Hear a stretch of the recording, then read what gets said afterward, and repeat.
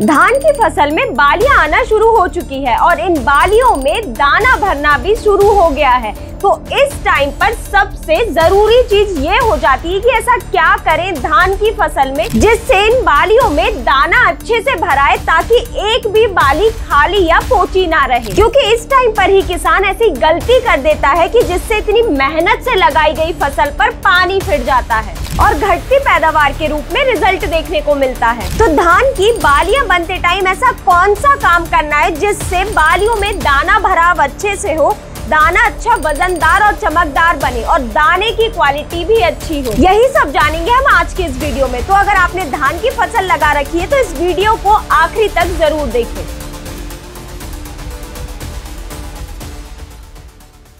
नमस्कार किसान भाइयों, स्वागत है आपका कात्यायनी ऑर्गेनिक्स के यूट्यूब चैनल में। तो चलिए बिना देरी करे वीडियो को शुरू करते हैं। तो आज हम उन खेतों की बात करेंगे जिनमें धान की बालियां आ चुकी हैं। अब ऐसे में हर एक किसान के लिए यही एक मेन चीज हो जाती है कि जो बाली बन रही है वो लंबी हो और दाने से भरी हो। आपने देखा होगा कि आपके पड़ोसी किसान के खेत में धान की बालियां लंबी, मोटी और दाने से भरी दिखाई देती है, जबकि अगर आप अपने खेत में देख रहे होंगे तो वहीं वो बाली कमजोर और खाली दिखाई देती है। तो आज हम उस तरीके के बारे में जानने वाले हैं जो बालियां भी अच्छी बनाएगा और हर एक बालियों में दाना भी अच्छी तरह लाएगा और साथ ही लागत खर्च को भी ये कम करेगा। तो इसके लिए हमें सबसे पहले ये समझना जरूरी है कि धान की बाली का विकास क्यों इतना महत्वपूर्ण है। एक अच्छी और स्वस्थ बाली के विकास का मतलब है ज्यादा दाने। ज्यादा दाने मतलब की ज्यादा उपज, और ज्यादा उपज मतलब की अधिक मुनाफा। और इस चीज की शुरुआत होती है सही समय पर खाद और सही स्प्रे करने से। और ये बात आपको भी पता है कि धान की फसल में कितनी खाद और स्प्रे लगते हैं अच्छी बालियां और दाना लाने के लिए। लेकिन आखिर में जाकर इतना सब करने के बावजूद भी बालियां सही से नहीं बनती और खाली रह जाती हैं, क्योंकि इस टाइम पर फसल को सही स्प्रे और सही पोषण नहीं मिल पाता है। लेकिन इसका एक बेस्ट सॉल्यूशन है जो कि बहुत आसान है, और ये शुरू होता है जब धान की फसल में बालियां बन रही होती है या ठीक बालियां बनने के पहले। क्योंकि ये धान की फसल में वो नाजुक समय होता है जब पौधा अपनी सारी ऊर्जा बालियां बनाने में लगा देता है।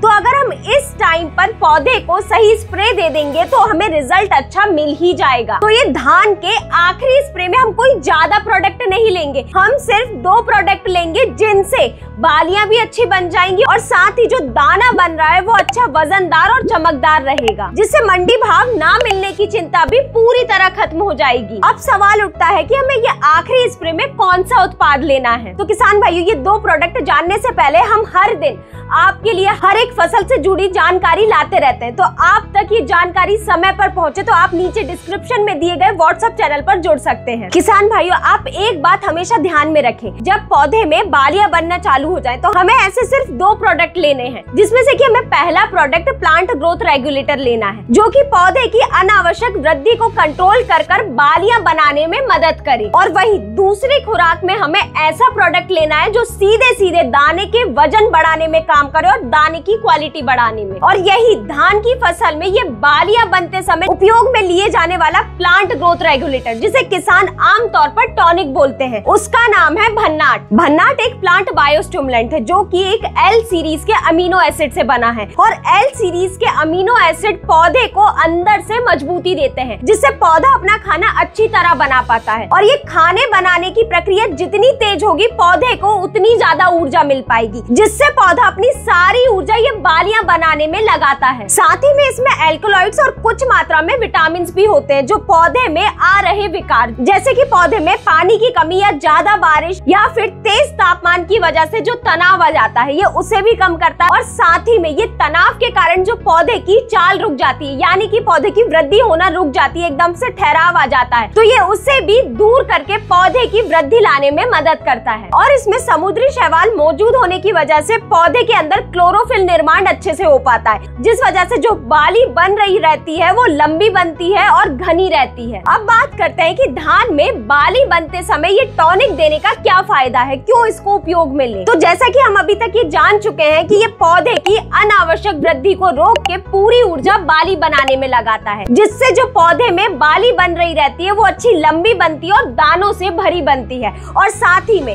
ये बाली बन रहे टाइम पर जो भी तनाव आते हैं या फिर रोग आते हैं तो पौधे की उनसे लड़ने की क्षमता भी कई गुना बढ़ जाती है, जिस वजह से बालियों के अंदर दाने अच्छे से बन पाते हैं और किसी भी तरह का तनाव पौधे पे नहीं पड़ता है। और इसके डोज की बात करें तो आप इसे 250 मिलीलीटर प्रति एकड़ के हिसाब से उपयोग में लें। वहीं अब बात करें दूसरे सबसे जरूरी पोषक तत्व की, तो वो है पोटाश, क्योंकि धान में जब बालियां बन रही होती हैं इस समय पर पौधे को सबसे ज्यादा दाना भराव के लिए पोटाश की जरूरत होती है और इसी पोटाश की जरूरत पूरी करने के लिए आपको NPK 0050 का उपयोग करना है, जिसे आमतौर पर किसान सफेद पोटाश के नाम से भी जानते हैं। अगर आप इस समय पर NPK 0050 के जरिए जो पौधे को पोटाश देते हैं तो वो सबसे मेन काम करता है ये बालियों में बन रहे दाने में। ये बालियों में दाने के वजन को बढ़ाता है, जिससे हर एक बाली में दाना बनता है और एक भी बाली खाली नहीं रहती। तो अगर आपकी धान की फसल में ये बालियां बनते टाइम आपको खेत में ये बालियां हल्की दिखाई दे रही हैं और पोची दिखाई दे रही हैं और जरा सी भी हवा चलने पर ये बालियां हिलती डुलती दिखाई दे रही हैं, तो समझ जाइए आपका पौधा पोटाश मांग रहा है। और इस पोटाश की कमी